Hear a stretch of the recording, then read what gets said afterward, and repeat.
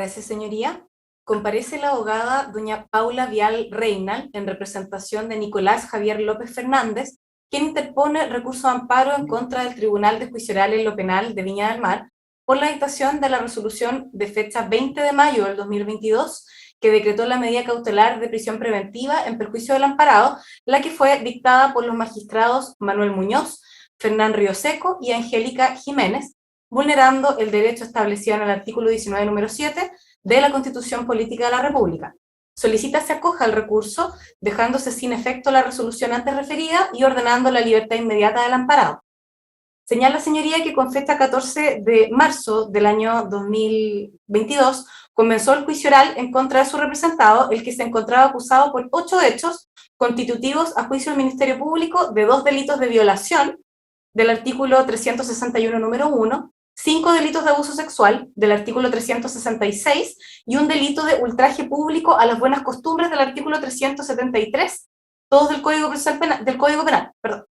El juicio oral concluyó con el veredicto el día 26 de abril del 2022, en el que se absolvió a Nicolás López de 6 de los 8 delitos que se le imputaban, condenándolo como autor de 2 delitos de abuso sexual consumado. Indica que luego del veredicto el Ministerio Público solicitó la discusión sobre la medida cautelar de prisión preventiva de su representado,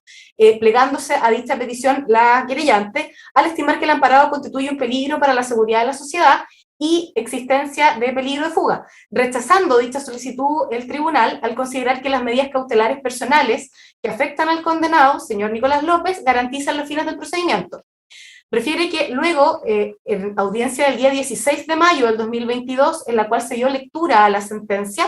se solicitó una audiencia especial de revisión de medidas cautelares, en la cual se realiza el día 20 de mayo del 2020 y expresa que en dicha audiencia, y a solo 23 días de dictar la resolución que rechazó la prisión preventiva, el Tribunal de Juicio Oral en lo Penal de Viña del Mar, integrado por 2 de los jueces que dictaron la resolución anterior, decretó la medida cautelar de prisión preventiva en contra del amparado, al considerar que su libertad constituye un peligro para la seguridad de la sociedad, sin contar con nuevos antecedentes en relación a la resolución anterior. Sostiene que dicha resolución es arbitraria, pues carece de fundamento y de justificación racional, por cuanto el tribunal se contradice al considerar como fundamento del rechazo de la solicitud primitiva de prisión preventiva la situación de que se decrete eventualmente una pena efectiva, indicando el tribunal que ello no es argumento para decretar dicha medida cautelar. Sin embargo, en la resolución que ahora se dicta, se considera dicho elemento para decretar la medida cautelar. Además, el tribunal funda la resolución para otorgar la prisión preventiva en que la sentencia definitiva tuvo por probado un hecho que no es constitutivo de delito y por el que su representado fue absuelto. En cuanto a la ilegalidad de la resolución dictada por el Tribunal de Juicio Oral en lo Penal de Viña del Mar, manifiesta que la resolución reclamada por esta vía contraviene expresamente lo dispuesto en los artículos 36, 122, 139, 143 y 144, inciso final, todos del Código Procesal Penal, generando con ello una privación total de la garantía constitucional prevista en el artículo 19, número 7, de la Constitución Política de la República, como también del artículo 7 de la Convención Americana de Derechos Humanos en relación al artículo 5º, inciso 2 de la Carta Fundamental. Aduce que dicha ilegalidad se materializa en que no se fundamenta la resolución en antecedentes nuevos que implique tan drástica situación cautelar, al no hacerse cargo el tribunal de los antecedentes y argumentos dados por la defensa, al también limitarse la resolución a solo enunciar que en la especie de la medida cautelar impuesta no sería una pena anticipada, sin desarrollar ni permitir al justiciable la reproducción de dicho razonamiento, también al no considerar la posibilidad de aplicar otra medida cautelar menos invasiva del artículo 155 del Código Procesal Penal, ni evaluar su conveniencia para asegurar los fines del procedimiento, además por infringir tanto directamente los principios de necesidad,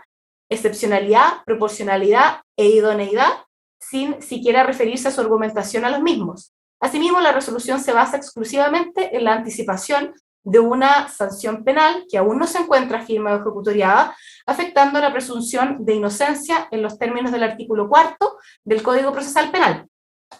Señoría, evacuando informe, los magistrados Fernán Rioseco, Angélica Jiménez y Manuel Muñoz del Tribunal de Juicio Oral en lo Penal de Viña del Mar indican que en el tribunal se tramita la causa RIT 158 de 2021, seguida en contra de Nicolás Javier López Fernández, quien actualmente se encuentra sujeto a la medida cautelar de prisión preventiva desde el día 20 de mayo del 2022. Indica que con fecha 16 de mayo del 2022 se llevó a cabo la audiencia de comunicación de sentencia, en la cual se condenó al amparado a la pena única de 5 años y un día de presidio mayor en su grado mínimo por su responsabilidad como autor de los delitos, de 2 delitos de abuso sexual. Refiere que una vez finalizada la lectura del fallo, el Ministerio Público solicitó se discuta en una audiencia especial la modificación de las medidas cautelares que pesaban respecto del sentenciado, la cual se llevó a cabo el 20 de mayo del 2022 con la asistencia de todos los intervinientes por vía telemática, y la sala estuvo integrada por los magistrados Fernán Río Seco, Angélica Jiménez y Manuel Muñoz, este último magistrado en reemplazo del juez Alonso Arancibia Rodríguez, quien se encontraba haciendo uso de feriado legal.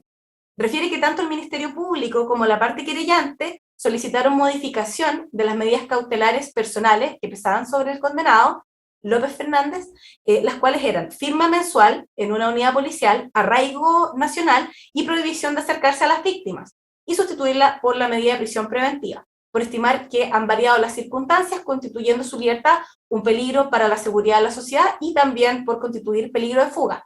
Refiere que la defensa, por su parte, se opuso a dicha petición y en subsidio solicitó que en caso de decretarse dicha medida cautelar, lo fuese únicamente por la causal de peligro de fuga, sustituyéndose la prisión preventiva por una caución económica en favor del sentenciado.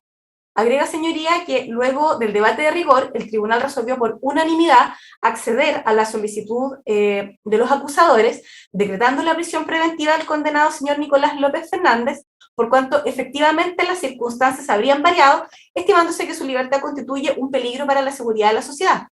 En cuanto a los argumentos expuestos en el recurso de amparo, señoría, los jueces indican que estiman que la resolución se dictó conforme a derecho, por cuanto fue dictada por tribunal competente, en los casos y en la forma señalada por la ley, y se encuentra debidamente fundada, por lo que a juicio del tribunal ella no es ilegal ni arbitraria. Si bien es efectivo que en la audiencia de comunicación de veredicto de fecha 26 de abril del 2022 el tribunal desestimó la solicitud de prisión preventiva planteada por los acusadores, es relevante señalar que en la audiencia de revisión de medidas cautelares especial de 20 de mayo del 2022 la integración del tribunal fue diferente, y lo propio aconteció con las circunstancias tenidas a la vista en uno u otro momento, como se deja establecido en la resolución impugnada. Refiere además el tribunal que el análisis y el estándar propio de un veredicto es distinto al que se realiza en la sentencia definitiva, en la cual se detalla con precisión las razones y argumentos que determinaron la condena del acusado señor López Fernández por los 2 delitos de abuso sexual contra persona mayor de 14 años, y que afectaron a 2 víctimas. Por otro lado, señala que cada solicitud que los intervinientes plantean debe ser analizada en su mérito y de acuerdo con las circunstancias vigentes al momento de resolverse la solicitud en el caso de Marras, y que consistían en este caso en la imposición de una pena efectiva única de 5 años y un día de presidio mayor en su grado mínimo, sin posibilidad de pena sustitutiva. Por consiguiente, señalan que no puede sostenerse que la medida cautelar impuesta constituya la imposición de una pena anticipada, como se alega en el recurso, toda vez que se fundó únicamente en circunstancias objetivas contempladas en la letra C del artículo 140 del Código Procesal Penal, y su propósito es resguardar a la sociedad en su conjunto. Atendido el mérito de los antecedentes, señoría, se ordenó traer los autos en relación. Esos son los antecedentes. Gracias. Tiene la palabra la parte recurrente. Muchas gracias, su señoría ilustrísima, por su intermedio a todo el tribunal, y con su venia comparezco en representación de don Nicolás López Fernández, efectivamente solicitando, como muy bien señaló la relatora, que se acoja la acción de amparo constitucional interpuesta a su favor, se deje sin efecto la resolución de fecha de 20 de mayo del Tribunal Oral en lo Penal de Viña del Mar, y se ordene inmediatamente la libertad de mi representado, disponiendo su señoría, en caso de estimarlo procedente, alguna otra medida cautelar personal de menor intensidad que la prisión preventiva. Su señoría, como bien se señaló en la relación,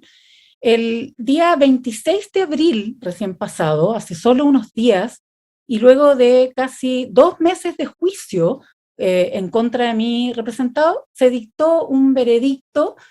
que lo absolvió por 6 de los 8 delitos por los que se le acusaba y lo condenó como autor de 2 delitos de abuso sexual. Concluido ese veredicto, se solicitó la revisión de las cautelares, que empezaban ya desde hace ya largos años con cumplimiento perfecto por parte de mi representado, y se solicitó por el Ministerio Público, por los querellantes, la prisión preventiva. En esta ocasión, su señoría, y esto les pido especial atención porque es muy relevante, el tribunal por unanimidad rechazó la prisión preventiva, señalando que las consideraciones cautelares se encontraban cubiertas, no existían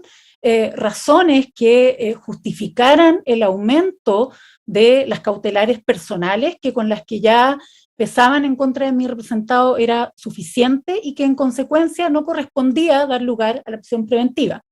Pero el tribunal, su señoría, por unanimidad fue más allá y señaló que, dado que aún no se determinaba la pena que en definitiva se le iba a aplicar, en el evento de que esta pena fuera una pena efectiva, lo que el tribunal, como digo, aún no resolvía, señaló este mismo tribunal por unanimidad que aún en ese caso la aplicación de la pena, de la prisión preventiva, ¿no es cierto?, constituiría la aplicación de una pena anticipada, considerando que las necesidades cautelares se encontraban cubiertas y que existía plazo todavía pendiente, como lo existe aún en este minuto, ¿no es cierto?, para la interposición de recursos, y que por lo tanto, como es obvio para sus señorías ilustrísimas, el fallo no se encontraba firme. Pues bien, frente a esta decisión unánime,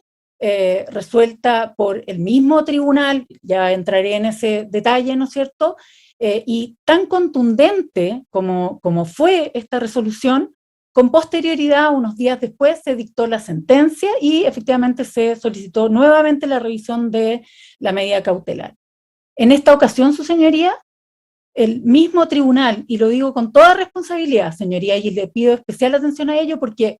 2 de los 3 magistrados que concurrieron al voto unánime, a la decisión unánime que rechazó la prisión preventiva, haciéndose cargo de la posibilidad de que se fuera a aplicar una pena efectiva,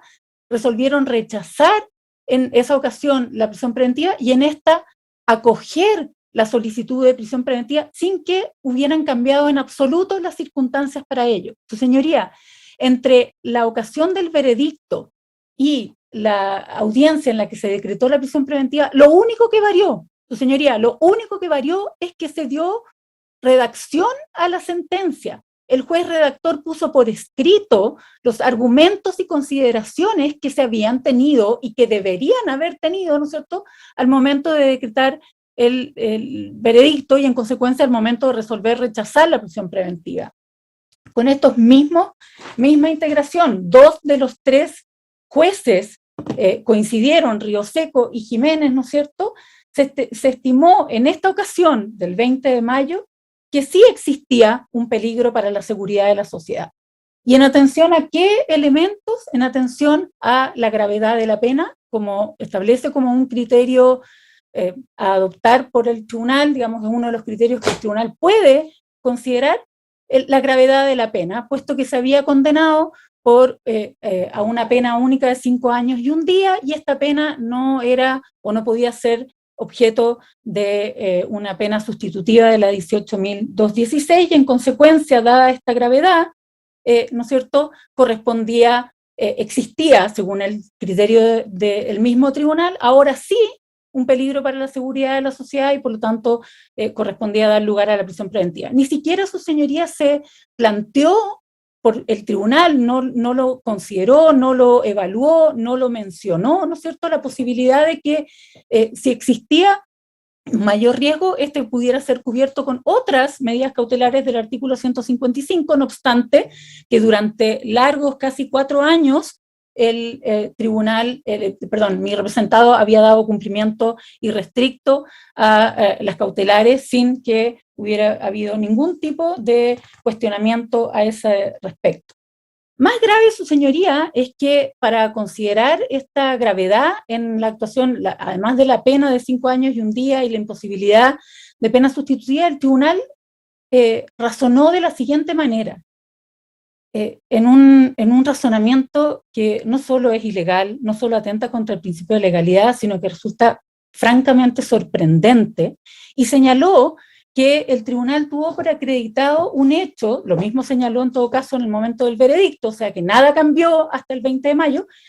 que una conducta por las que se le acusaba a mi representado ocurría supuestamente en el año 2012, y por la que se le absolvió,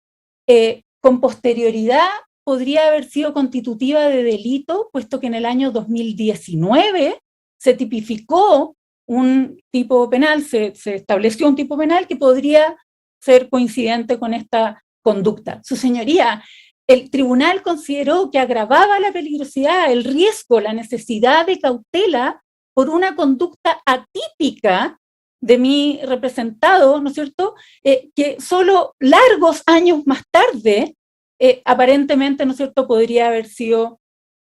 constitutiva de un delito. Es decir, que él tendría que haber ajustado su conducta a una disposición que se dictó largos 7 años después. Pero ese factor insólito, ¿no es cierto?, fue considerado por el tribunal para estimar que existía una mayor necesidad de cautela. Señaló también el tribunal que el momento del fallo, de la dictación de la sentencia, era un momento sustancialmente diferente al momento del veredicto, en circunstancias que, como sus señorías ilustrísimas bien saben, ese momento supone única y exclusivamente poner por escrito los argumentos que el tribunal, desde luego, debió haber considerado al momento de determinar su veredicto.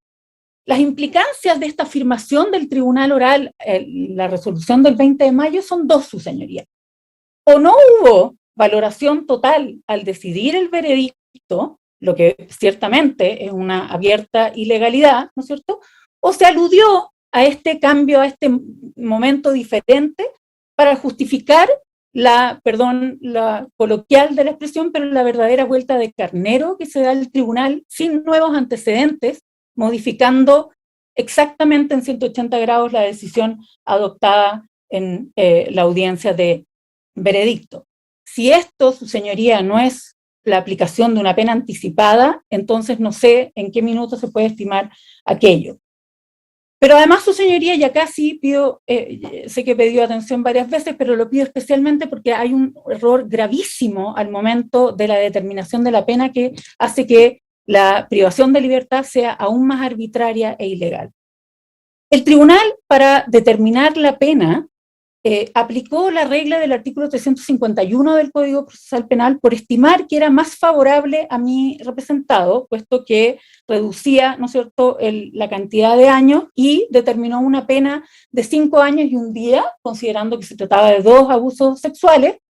pena que debe cumplirse de manera efectiva. Sin embargo, señoría, el tribunal no consideró que uno de los hechos, de los 2 por los que condena, el primero ocurrió aparentemente, ¿no es cierto?, según señala la denunciante, a fines del año 2015, es decir, previo a la modificación de la ley 18. Señora abogada, está entrando usted al fondo de la condena. Eso nosotros no solo no lo podemos ver, sino que si entramos a eso nos vamos a inhabilitar. Usted tiene que hablarnos de la resolución de prisión preventiva, no de los méritos o deméritos o errores jurídicos incluso que pueda contener la sentencia misma, porque sí, eso no es nuestra materia. Estoy de acuerdo, ministro, solo que es una consideración que, dado que tiene impacto en la legalidad de la pena, por supuesto, puede tenerlo también en la necesidad de cautela. No, porque la pena no está en cuestión ahora, eso será en materia de un recurso de nulidad. Nosotros tenemos, señoría, tenemos una situación procesal clara, usted refiérase al amparo por la ilegalidad que estima. Bien. En ese sentido, entonces, señoría, continuando con lo que me queda de mi alegato, la sentencia, la resolución más bien del tribunal oral, ¿no es cierto?, al decretar la prisión preventiva, es una resolución que claramente carece de fundamentación, puesto que, entre otras cosas, y tal como la propia Corte Suprema lo ha señalado reiteradamente, carece de la explicitación de los criterios que con claridad se deben establecer cuando existe un cambio de resolución tan drástico como el que en este caso ha ocurrido. ¿Qué señala el tribunal? Que al momento de redactar la sentencia, las consideraciones que tuvo en esa ocasión, ¿no es cierto?, daban cuenta de un supuesto patrón de conducta de mi representado, señaló el tribunal oral al decretar la prisión preventiva, sin considerar, su señoría ilustrísima, que ese patrón de conducta supuestamente advertido por el tribunal oral, ¿no es cierto?, ni siquiera fue parte de la acusación. El tribunal no condenó por ninguna de las situaciones que entiende son parte de ese patrón de conducta, pero sí sería un criterio, según el tribunal oral, para agravar la conducta de mi representado. Eso, señoría, en todos lados, en Chile y en derecho comparado, se entiende como derecho penal de autor, que no dice relación con lo que efectivamente el tribunal debe evaluar con un criterio moralista en el que reprocha conductas que no son constitutivas de delito de mi representado, pero las estima como un factor relevante para efectos de considerar que existe necesidad y que la única cautelar que permite cumplir con los fines del procedimiento es la prisión preventiva, lo que obviamente no está sustentado en antecedentes reales, en antecedentes que permitieran modificar la decisión que 20 días antes se había adoptado. ¿Es posible, su señoría, cautelar los fines del procedimiento sin esa ilegalidad y con una medida o varias del artículo 155, incluyendo la letra A, ¿no es cierto?, que permiten con holgura cumplir estas finalidades? Recordemos, señoría, que esta causa lleva más de 4 años en investigación con cautelares personales. En la audiencia de formalización se solicitó también la prisión preventiva, lo que fue rechazado por el juez de garantía y lo mismo confirmado por la Corte de Apelaciones de Santiago, y en este minuto, ¿no es cierto?, esas cautelares, según el criterio del propio tribunal, resultaban suficientes. Yo desafío a mis oponentes a que entreguen un argumento jurídico que justifique la prisión preventiva más allá de una pena que no está firme, más allá de una pena que todavía puede ser objeto de recursos y que en consecuencia no es suficiente como criterio para efectos de la imposición de esta medida cautelar. Humildemente, su señoría, para concluir, quisiera solicitarles a los tres, a toda la sala, ¿no es cierto?, una tarea de titanes. Ministro Mera, ministra Letelier, ministro Allende, solicito que podamos abstraernos del bullicio, de la presión del contexto. La prisión preventiva, en este caso, es ilegal, es arbitraria, y por ello se justifican los términos exigidos el recurso de amparo. Hay en la aplicación de la prisión preventiva respecto de mi representado una manifestación de una institución indeseable y que dejamos atrás con el advenimiento, con el inicio de la reforma procesal penal, que es la de la pena anticipada. Ministro Mera, me permito recordar, nosotros iniciamos la reforma hace ya muchos largos años, en coincidencia, en donde dejamos atrás esta situación, en donde efectivamente la aplicación del artículo 140 en estricto rigor, no existiendo necesidad de cautela, siendo suficiente las medidas que se aplicaron y que fueron íntegramente cumplidas durante todo el proceso, con la adherencia de mi representado a aquello y estimando el propio tribunal oral que estas eran suficientes, ¿no es cierto?, resulta hoy ilegal y arbitrario y solo responde a ese bullicio, a esa presión, a ese contexto externo que se haya dictado una prisión preventiva respecto de una situación que no lo amerita y en donde otras medidas cautelares personales resultan más que suficientes sin poner en riesgo ni la seguridad de la sociedad ni los fines del procedimiento. Se trata de la misma persona que este mismo tribunal consideraron que no constituía un peligro para la seguridad de la sociedad. Eso es, señoría. Terminado su alegato, el Ministerio Público tiene la palabra. Muchas gracias, señor presidente. Por el Ministerio Público, la abogada Pamela Valdés. Su señoría ilustrísima, solicito se rechace la acción de amparo interpuesta por la defensa del condenado Nicolás López. Su señoría ilustrísima, haciéndome cargo de inmediatamente el punto señalado por la defensa, quiero hacer presente el fallo 450-2015 de nuestra excelentísima Corte Suprema, que señala que la existencia de una sentencia condenatoria dictada en contra del amparado, aun cuando no se encuentre ejecutoriada, es un antecedente suficiente y serio que justifica la peligrosidad que exige la ley para la procedencia de la cautelar de prisión preventiva. Eso lo dijo ya su señoría ilustrísima del 2015, lo está señalando la excelentísima Corte Suprema. Por lo tanto, ahora voy a lo que señala en este caso la defensa, porque para interponer un recurso de amparo debe existir una infracción constitucional. Y ella lo enmarca su señoría ilustrísima al artículo 19, número 7. Pero el mismo artículo 19, número 7 de nuestra Constitución, en la letra E, indica en este caso cuando que en este caso no estaría afectándose esta garantía cuando la prisión preventiva es decretada por un juez en este caso, y en este caso el tribunal lo justifica como necesaria para la investigación, para hacer la seguridad de la investigación y para la sociedad en este caso. La resolución del tribunal, su señoría ilustrísima, se enmarca dentro de que el condenado resulta ser peligroso para la seguridad de la sociedad. Tal como lo señala la Constitución, esto fue una resolución judicial, su señoría, absolutamente fundada, en este caso luego de una hora de debate, en la cual también pudo establecer los mismos argumentos la defensa, así como también escuchado al Ministerio Público y la parte querellante. Por lo tanto, su señoría ilustrísima, no nos parece que esta acción sea arbitraria, en este caso lo que señala la defensa, porque de eso se trata el amparo, tiene que ser arbitrario e ilegal. No es arbitraria porque ya está fundada, su señoría, no es ilegal porque se nos permite, su señoría, como Ministerio Público, solicitar la prisión preventiva en cualquier etapa del procedimiento. Así lo establece el artículo 142, específicamente lo podemos pedir en un juicio oral. Y en este caso, el 144, inciso final, dice cuando se hubiese rechazado la prisión preventiva, podemos en este caso pedirlo nuevamente cuando existen otros antecedentes. ¿Cuál es el antecedente nuevo? Y aquí discrepo con la defensora que dice que el único antecedente nuevo fue que el tribunal transcribió la sentencia. Este no es el antecedente nuevo, su señoría ilustrísima. Esta es una sentencia de casi 700 páginas, su señoría ilustrísima, en la cual los jueces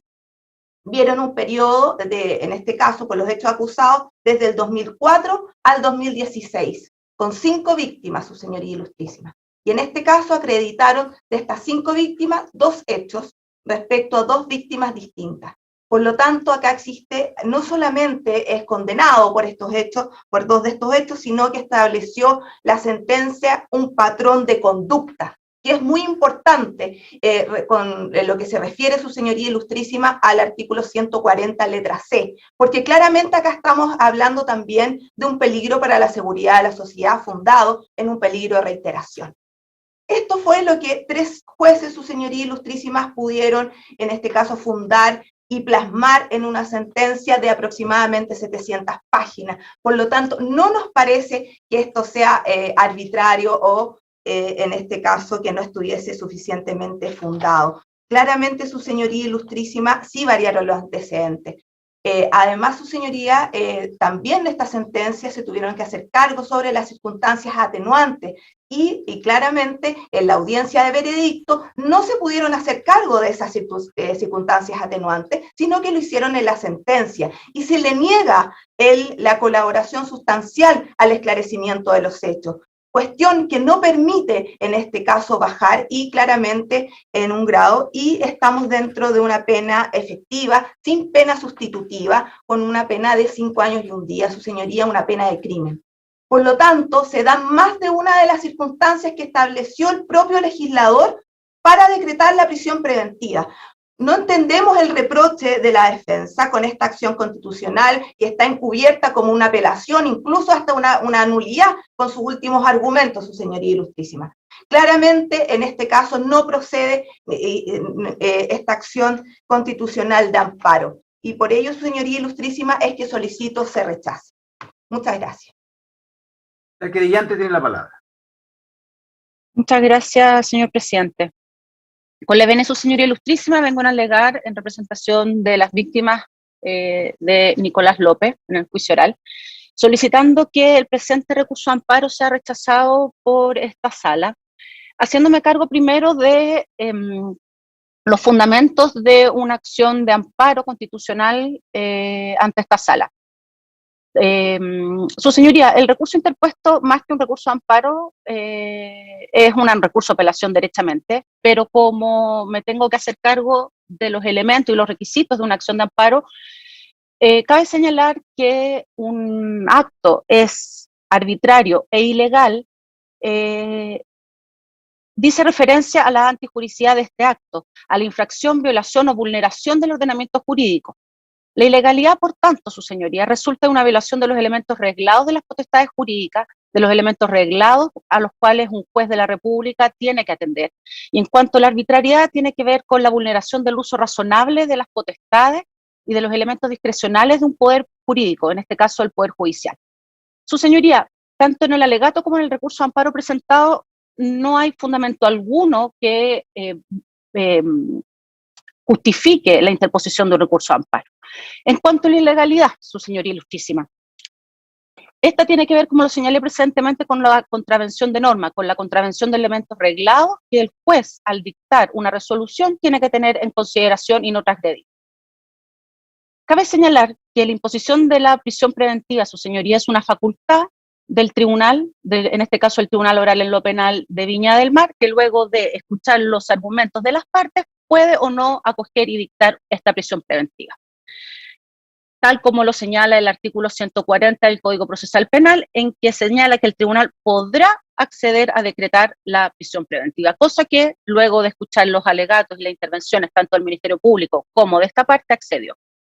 Por lo tanto, mal se puede decir que ha actuado de forma ilegal contraviniendo alguna norma. La norma que establece elementos reglados es la norma del 141 del Código Procesal Penal, la cual el Tribunal Oral en lo Penal, al dictar la prisión preventiva, no ha contravenido. Ese es el elemento reglado que el ordenamiento jurídico procesal le entrega como límite a el juez de la República para decretar la prisión preventiva, cuestión que en este caso no se vio verificada su vulneración. Por lo tanto, debemos entender que el requisito de ilegalidad en la dictación de la prisión preventiva no se ve configurado por el Tribunal Oral en lo Penal de Viña del Mar. En cuanto a la arbitrariedad, su señoría ilustrísima, nos encontramos, tal como lo señaló el Ministerio Público, frente a dos víctimas distintas, frente a dos delitos, a dos víctimas distintas, su señoría, en la dictación de la condena en contra de Nicolás López. Y existe un tercer hecho, que si bien, tal como lo señala la señora defensora, este no fue sancionado penalmente, sí se dieron a lo largo del juicio y luego en el fallo, sí se dieron por acreditados los hechos por los cuales el Ministerio Público acusó. Y creo que no es baladí señalar cuáles son esos hechos. El sentenciado, el condenado Nicolás López, le toca los pechos a una víctima en un lugar público, en un bar. Esto, su señoría, estos tres hechos que se tuvieron por comprobados y por acreditados a lo largo del juicio oral y que fueron refrendados en el fallo, sí demuestran un patrón de conducta, su señoría. No tiene que ver con derecho penal de autor, su señoría ilustrísima. Acá tiene que ver con un claro patrón de conducta abusivo por parte de Nicolás López. Es así de claro, así de sencillo. Nicolás López tiene un patrón de conducta abusivo, lo cual a todas luces demuestra la peligrosidad para la sociedad que tiene Nicolás López, de cómo esa reiteración de conductas de tres hechos, su señoría, puede seguir verificándose hasta que el posible recurso de nulidad sea presentado por la parte de la defensa, lo cual, tal como lo señaló el Ministerio Público en la audiencia de revisión de cautelares, es un hecho futuro e incierto. Los plazos están corriendo, aún no se ha presentado, no sabemos si se va a presentar o no. Por lo tanto, su señoría, de todas maneras, nos encontramos frente a hechos de extrema gravedad, tal como lo ha señalado el Tribunal Oral en lo Penal. Son hechos de suma gravedad que atentan contra uno de los bienes jurídicos protegidos más importantes de nuestro ordenamiento jurídico. No estamos frente a delitos de propiedad, contra la propiedad, no estamos frente a delitos económicos, sino que estamos frente a delitos, hechos que vulneran la esfera de la sexualidad, su señoría, de las víctimas. Es tal la gravedad, su señoría, de los hechos, que a diferencia de lo que señaló la defensora en la audiencia de revisión de medidas cautelares en cuanto a que el acusado, el condenado a estas alturas, sí podía cumplir la prisión preventiva en Capitán Llave, debido a las averiguaciones que la defensa había realizado en Gendarmería, lo cual no fue efectivo, toda vez que el informe de Gendarmería rechaza la solicitud de Capitán Llave, teniendo en consideración y poniendo al mismo nivel, digamos, de peligrosidad y de gravedad de los delitos por los cuales fue condenado Nicolás López, en que se rechaza la solicitud de poder trasladar a Nicolás López a Capitán Llave, poniendo, como le decía a su señoría ilustrísima, al mismo nivel de la ley sobre control de condenados y cumplimiento de prisión preventiva para personas que están por control de armas, por la ley 20.000, por la ley de seguridad del Estado, a las personas que están,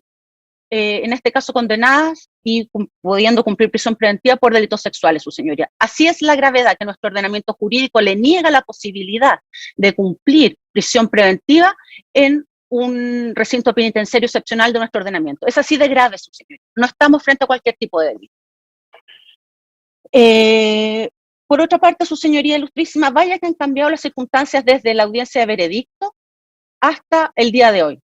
En la audiencia de veredicto nos encontramos ante la posibilidad, ante un hecho futuro incierto, de una pena efectiva.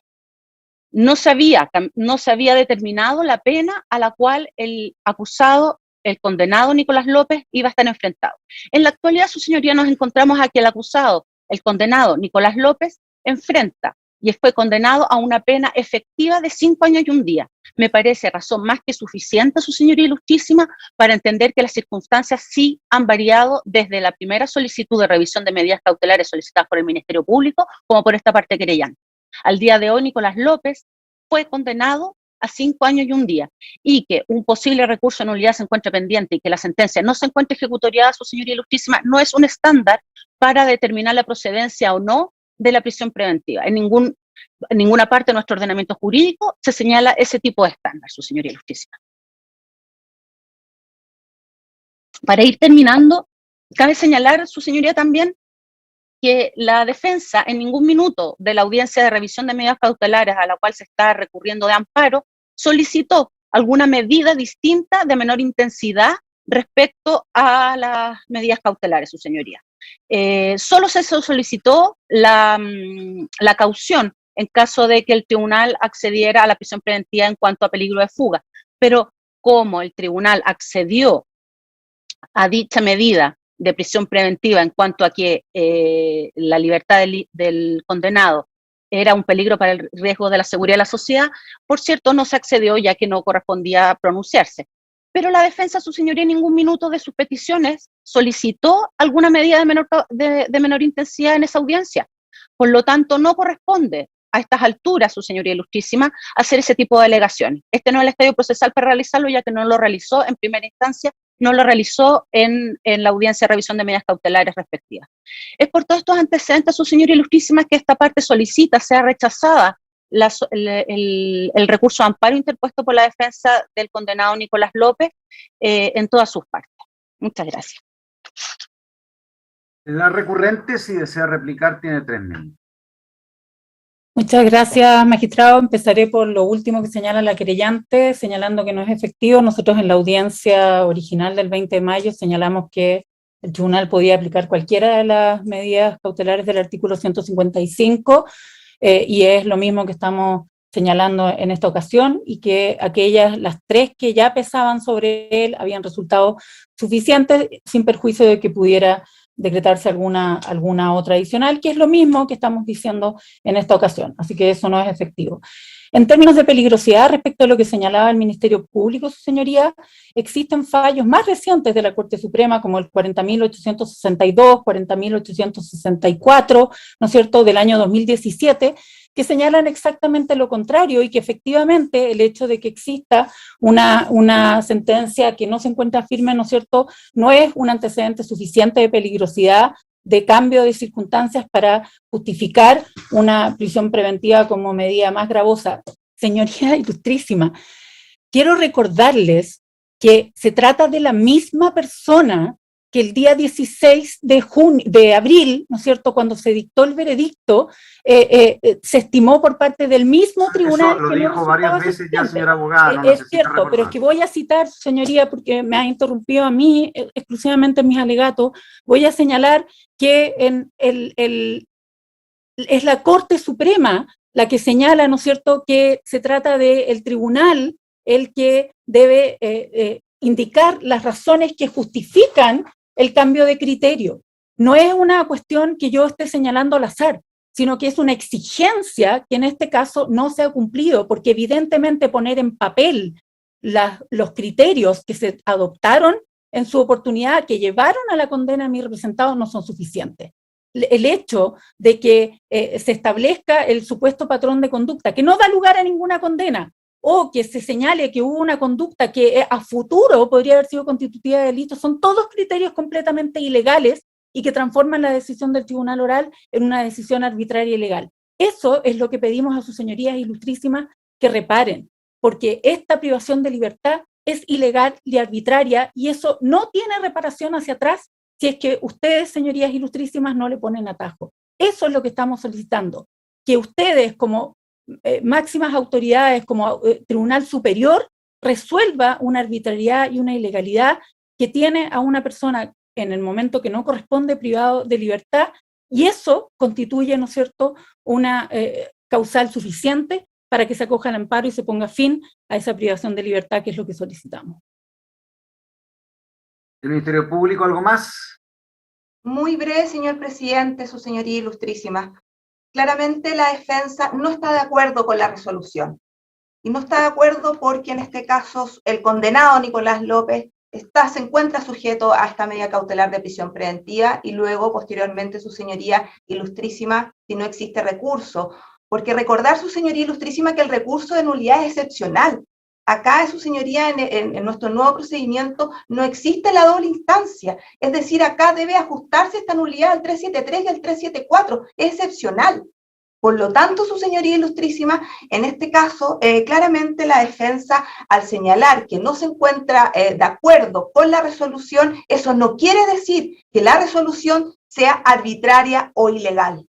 Por el contrario, su señoría ilustrísima, ya como ya lo señalé, se ajusta totalmente a derecho. Y de lo contrario, su señoría ilustrísima, de no haberse solicitado por el Ministerio Público, se estaría infringiendo el principio de igualdad, porque es el mismo tratamiento que se le está dando al condenado López, el que se le está dando a todos los condenados por delitos sexuales, su señoría ilustrísima, cuando no tienen derecho a pena sustitutiva, su señoría ilustrísima.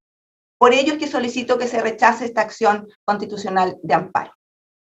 ¿Algo más? La querellante, también 3 minutos. Nada, su señoría ilustrísima, nada que agregar. Muy bien, terminada la vista de la causa. Hasta luego, señoras abogadas.